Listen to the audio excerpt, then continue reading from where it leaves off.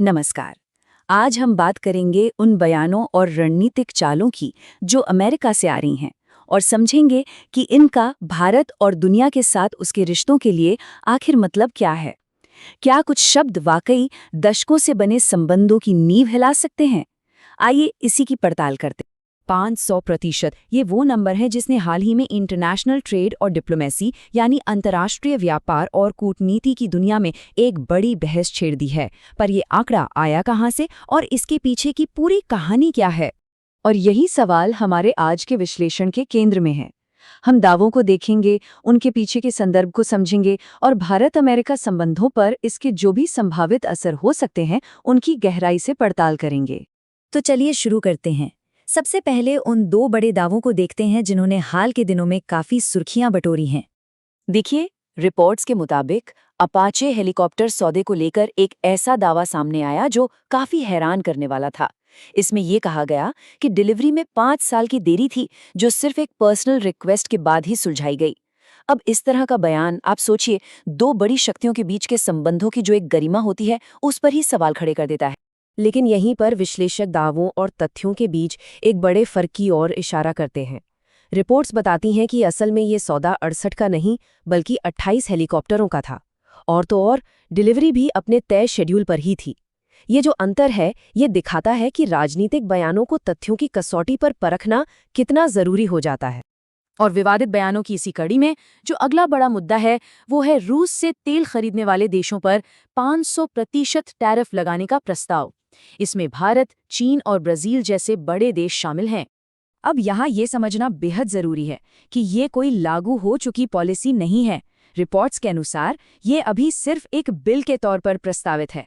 मतलब ये एक राजनीतिक इरादे का संकेत तो देता है, लेकिन ये कोई बना हुआ कानून नहीं है।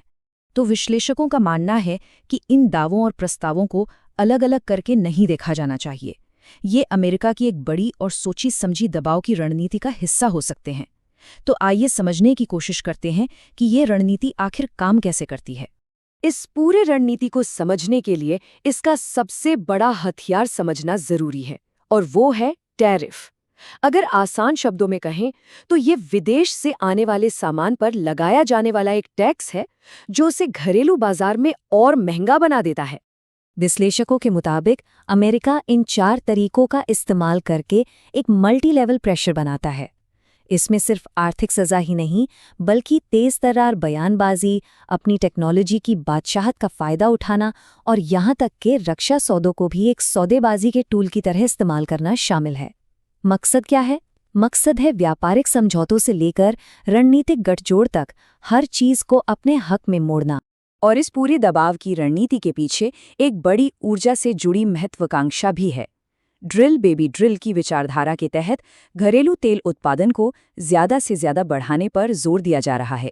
इसका लक्ष्य अमेरिका को दुनिया का एक प्रमुख एनर्जी सप्लायर बनाना है, जो उसे ग्लोबल स्टेज पर एक और शक्तिशाली बढ़त देगा।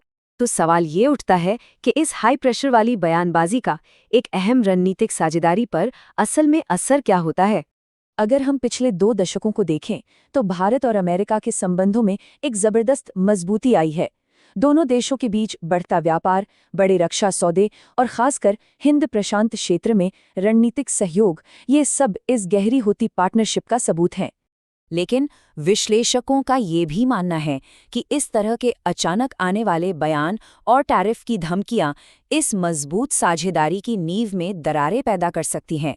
इससे वो भरोसा कमजोर पड़ सकता है जिसे बनाने में दशकों का वक्त लगा है। और ये जो पूरी स्थिति है ये ग्लोबल पॉलिटिक्स में एक बड़े मुद्दे को भी उजागर करती है। किसी एक सुपर पावर पर बहुत ज्यादा निर्भर रहने के क्या जोखिम हो सकते हैं। और देखिए, ये सिर्फ बयानबाजी तक ही सीमित नहीं है। 66 अंतर्राष्ट्रीय संगठनों से अमेरिका का हटना एक ठोस कदम है।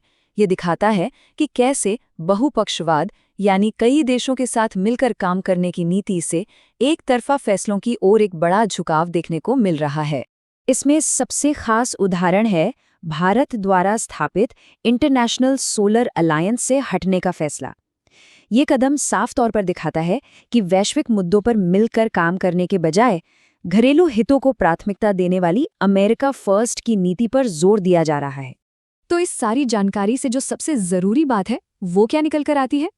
तो शायद सबसे बड़ा सबक यही है कि एक राजनीतिक बयान या किसी प्रस्तावित बिल और जमीन पर लागू हो चुकी विदेश नीति के बीच का फर्क समझना बेहद जरूरी है। एक चीज सिर्फ इरादा जाहिर करती है, जबकि दूसरी हकीकत होती है। विश्लेषकों का यही निष्कर्ष है कि दबाव की रणनीति से शायद कुछ समय के लिए कामयाबी मिल जाए, लेकिन जो स्थायी और मजबूत अंतर्राष्ट्रीय रिश्ते होते हैं, वे लगातार चलने वाली सम्मानजनक डिप्लोमेसी की धीमी और स्थिर बुनियाद पर ही टिकते हैं। और आखिर में ये सवाल हमारे सामने है कि आज की इस आपस में जुड़ी हुई दुनिया में देशों के बीच रिश्ते दबाव और धमकियों से ज्यादा मजबूत होते हैं या फिर लगातार बातचीत और आपसी सम्मान से? इस पर सोचना जरूरी है।